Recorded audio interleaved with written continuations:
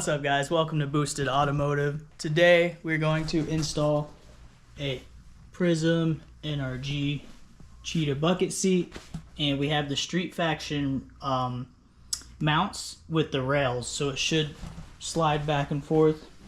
This thing's pretty neat. It's got lots of flake in there, and it's a white back, which is different. Normally they're black like mine. Oh, you can't see it. So we're gonna go ahead and get ready. Oh, it looks like NRG already has a bracket on it, but we probably won't be using that one. So yeah, I will open the door, I'll get everything set up, and I'll show you how to remove the seat. All right, so I'm just gonna take off this bolt. There's one in the front up there, and then in the back left, this one's a nut, and that'll come off. I think I have my seat belt. That's mounted to the side as well, I believe. So I'm just gonna go ahead and remove this, get that out, and then get the Street Faction thing set up, kind of figure out how it goes. Okay, watch out. Alright, so it looks like you mount the flat side to the flat side, and then your bar on the inside. You have to push down on here to slide it back and forth. And you can see I got my 2 bolts in here, and on the back side, only 1 bolt goes in. Show you. You gotta push pretty hard. It's kind of a pain. But I got the 1 bolt in there. And then your seat will mount up to here. Make sure you torque them good, because this will be the last time you really do any of that. So then, hopefully this works. A lot of times they don't work because they're not wide enough for the seat.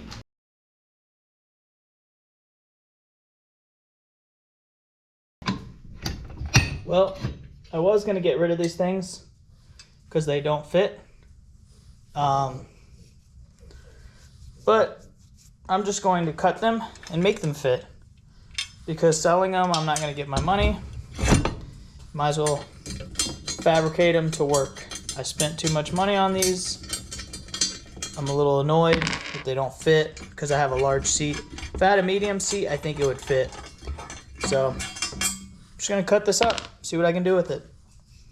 I'm going to cut all this off so that way I can sit hopefully in between the brackets. And then I'm going to take this bracket and weld it just like it is now, but further up because I'm cutting it off. I'll probably weld it. We'll see. If it's real flimsy, I'll weld it back on. All right, you can see I notched it out quite a bit on both of them.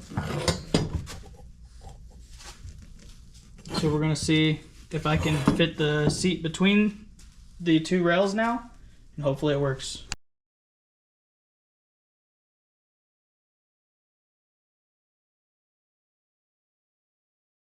All right, so did a small tack weld, and then I went ahead and bolted it in far over as possible. Now I'm gonna weld it a little bit stronger, and then I'll take it back out, weld it on the bench. All right, got it welded. Still pretty hot. That should help this little corner. I welded that little corner piece in to kind of give it more of a brace. I might even do a triangle piece in there and try and keep it from having any weak spots really. But first, before I put that triangle piece, I'm gonna see if I can get everything lined up. All right, little update. It is a mess, but we are pretty much almost finished. So I welded the brace in there. Thing is pretty solid, I like it. I still have to weld in the brace here. It's flimsy, but I had my wife sit in the chair, I had it set up, mounted it here, and then I marked the holes I needed there and there, and then also I marked a hole there, and then I drilled out right there. I still need to drill that one. I forgot to open that up. But we're basically on the tail end. I'm going to finish up that other hole. I'm gonna take this off, and I have the bracket over there. I'm gonna weld it up, make sure it's nice and strong, and then vacuum it up and spray paint them real quick, and then fully install it. So I got it clamped up, ready to go, but you can see how bendy it is without this bracket welded. So it's a good idea to do it. All right, here we are. Let me turn off the fan. All right, so here's the finished product. I went ahead and just painted them black. Terrible welds, but they're gonna hold very well. I also tack welded the bolts in. Well, I welded them in. So now they're basically studs. So when I put on the seat, I don't have to hold anything underneath. I did that on both, as you can see. So now I'm going to put these in the car. It is a mess, but yeah, I cleaned up the car. We'll go ahead and do that. All right.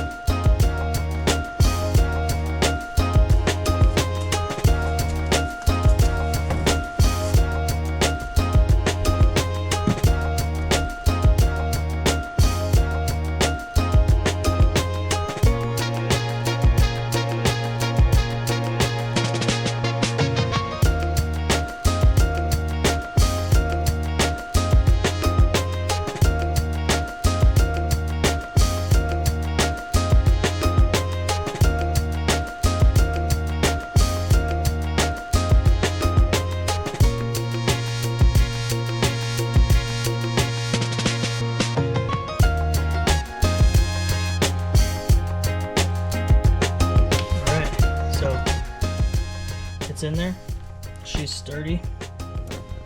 I have, you can see the bracket down there to make that sturdy so it doesn't bounce or nothing. Yeah, it's real low.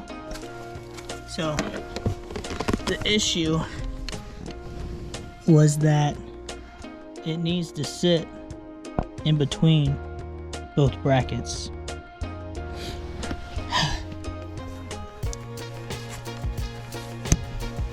Oh. Whew. So now, I mean, I got quite a gap. I'm only 5'3", 5'2". Oh, so that seat sits a little bit higher. The door close, it's pretty close. Whew. So we'll figure it out when we end up roll caging it. But unfortunately, the back seat is useless. The reason I was trying to do the sliders and move forward was so that I could fit stuff back here. I put 5 wheels back there, and now I'm gonna have to find somewhere else to put all the wheels. So that's unfortunate, but it is nice to have a seat. My wife's helmet used to almost tap sometimes on bumps, and that's what it is. So my plan was, I boxed it back up. I was gonna post it up for sale, take a loss, whatever, doesn't work. And then I was gonna look for some planted brackets or low brackets, whatever, whoever makes them, ultra low brackets. But then I was like, well, I have all the tools here to cut, grind, weld, do whatever. And so I was like, well, I kind of know what I need to do to work with the Street Faction ones and get it to work. So it took some time. It was a little bit of a pain, but it was a fun experience, honestly. So I hope this helps you decide what brackets you're gonna get for your car, and possibly kind of see how I cut mine if you decide to get some cheap eBay brackets, and you could get it to work. So yeah, as always, thanks for watching, guys, and I will see you guys next time.